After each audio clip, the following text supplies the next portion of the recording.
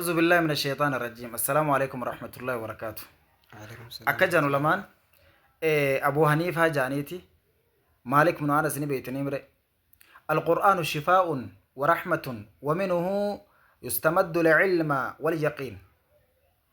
إمام الشافعي رحمه الله من أراد الدنيا فعليه بالقرآن ومن أراد الآخرة فعليه بالقرآن.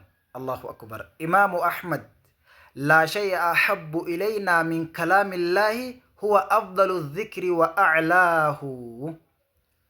جتشخنا خيستي وإفلال والله وانا جايباتي. ابن القيم الجوزي رحمه الله تعالى أكجأن نمني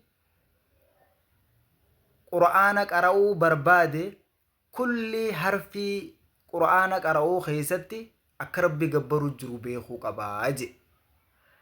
kanaaf jechi ulamaan ammaan tana haasoyte kun qur'aana qaraa irra guddaa wanni akka rabbi si dhiheessu jannata rabbiitti si dhiheessu qur'aana rabbii qara'uudha je kulli harfii keeysaahu sawaabaa si jira ibaadaa si jira waan ta'eef akkasumatti illee qur'aanni kun dawaa qalbiitii dawaa qaamaatii tola rabbiirraa nuu kenname akkasumatti illee yaqiinaa fi cilmi illeen isarraa madda je qur'aana qabadha hadaraa qur'aana qabachuun isinirratti haa jiraatu.